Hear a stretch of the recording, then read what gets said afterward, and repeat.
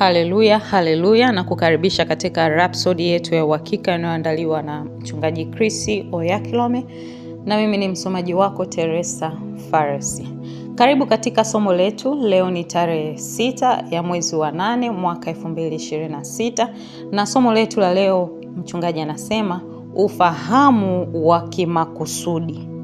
Ufahamu wa kimakusudi. Na neno letu la msingi linatoka katika waraka wa kwanza wa Yohana sura ya 5 mstari wa 13, na inasema nimewaandikia ninyi mambo hayo ili mjue ya kuwa mna uzima wa milele.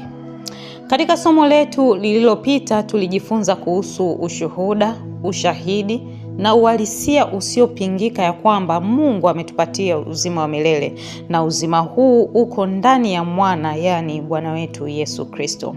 Kwa hiyo yeyote aliye na mwana ana huo uzima kama neno linavyosema. Kwa hiyo katika somo letu la leo mchungaji anasema ufahamu au uone kitu kizuri kuhusu nia au makusudi ya Mungu juu ya jambo hili, kwamba anataka uwe na ufahamu wa makusudi kabisa ya kwamba unao uzima wa milele. Na ufahamu huo ni wa muhimu sana, kwa sababu ukiwa na ufahamu wa kweli fulani, basi utaishi kufuatana na ufahamu huo.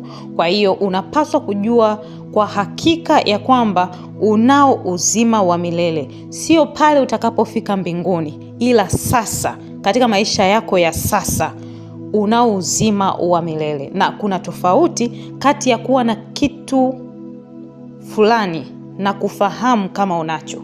Unaweza ukawa na kitu fulani alafu hufahamu kama unacho, lakini unaweza kuwa una kitu fulani na ukawa unafahamu kwamba unacho. Huo ndio uzuri ambao pasta anasisitiza inatupasa sisi kufahamu. Unaweza kuwa na uhalisia fulani na bado usiishi sawasawa na uhalisia huo, kwa sababu unakuwa hauna ufahamu nao. Lakini unapokuwa na uhalisia huo na ukaishi sawasawa, basi mambo yanakuwa mazuri zaidi. Sasa mchungaji anasema fikiria kuhusu hili. Kama umeambiwa kwamba kitu fulani ni cha moto kupita kawaida, hata bila kukigusa utakiendea kwa tahadhari. Ufahamu ule kwamba jambo hili au kitu hiki ni cha moto utaendesha matendo yako. Kwa maana hiyo hiyo, pale unapokuwa unafahamu ya kwamba unao uzima wa milele, basi hiyo itabadili namna unavyofikiri, namna unavyoongea na jinsi unavyoishi. Mchungaji anaendelea kusisitiza, anasema wewe si binadamu, kwa hiyo haujaribu kuupata uzima wa kiungu. Hapana, ulizaliwa ukiwa wa kiungu tayari pale ulipozaliwa na Mungu, yani ulipozaliwa mara ya pili. Na neno utaliona likithibitisha hilo katika Yohana Mtakatifu sura ya 1 mstari wa 12 mpaka 13. Inasema bali wote waliompokea aliwapa uwezo kufanyika watoto wa Mungu, ndio wale waliaminio jina lake, waliozaliwa si kwa damu wala si kwa mapenzi ya mwili wala si kwa mapenzi ya mtu, bali kwa Mungu. Kwa hiyo inakusaidia kuelewa kwa nini kupitia mtunga Zaburi aliweza kusema kwa ujasiri kabisa katika Zaburi ile ya 82 mstari wa 6 kwamba mimi nimesema ndinyi miungu na mwana wa aliye juu nyote pia. Kwa hiyo ikamate kweli hii. Kataa kuwa na ufahamu